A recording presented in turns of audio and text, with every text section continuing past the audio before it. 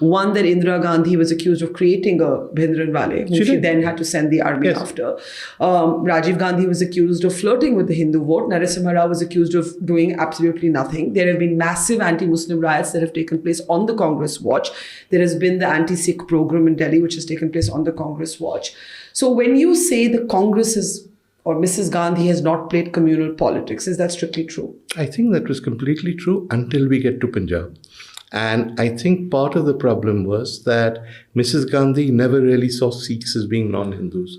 She didn't see it as being communal politics. She saw it as being regional politics. You put up somebody to destabilize the Tamil Nadu government.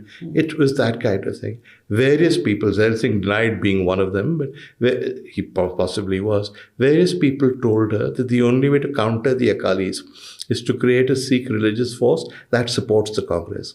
That is why Bhindranwale was found and went ahead. Yeah. Having done that, I think she lost control. Bhindranwale turned into a Frankenstein's monster. She then handled the Punjab agitation incredibly badly. There were many times when the army should have gone in, when Atwal was killed, for instance, his body was lying in the Golden Temple. She delayed for too long. She relied on Sundarji, who really massively screwed up the operation. And she chose the wrong day when there were pilgrims there because it was a holy day. Do you think Blue Star was a mistake? Oh, Blue Star, the way it was done was one of the greatest disasters of Mr. Gandhi's time. I said that at the time when everybody was going rah-rah and cheering, that we were in even deeper trouble after Blue Star, because till that point, even moderate Sikhs who disapproved of Bhindranwale. Khushwant Singh is one example. He returned his Padma Bhushan, do you remember? I do know that, yeah. These were not communal Sikhs or Khalistanis. Even they were horrified by what she did. I mean, Amrinder Singh at that point. Amrinder, who was Rajiv's school friend, left the Congress. Yeah. Yeah, so Blue Star was a terrible tragedy and a terrible mistake. And whose mistake was it? Indira Gandhi's. And she miscalculated, misread, misunderstood?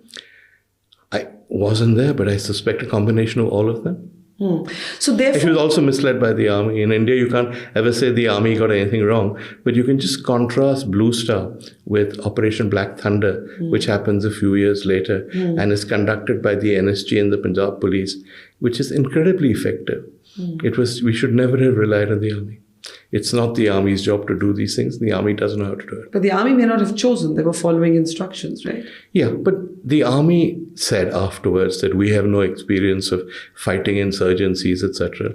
To which the counter was, that's pretty much all you've done. What did you do in Nagaland? What did you do in Mizoram? So the Indian army has been fighting insurgencies from 1941. But not by choice, right?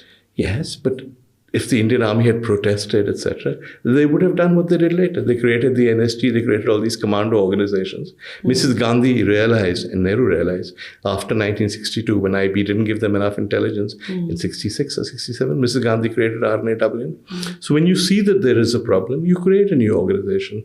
Nobody in India realized there was a problem. They were quite happy letting the army do it. And the army, as far as I know, didn't complain then.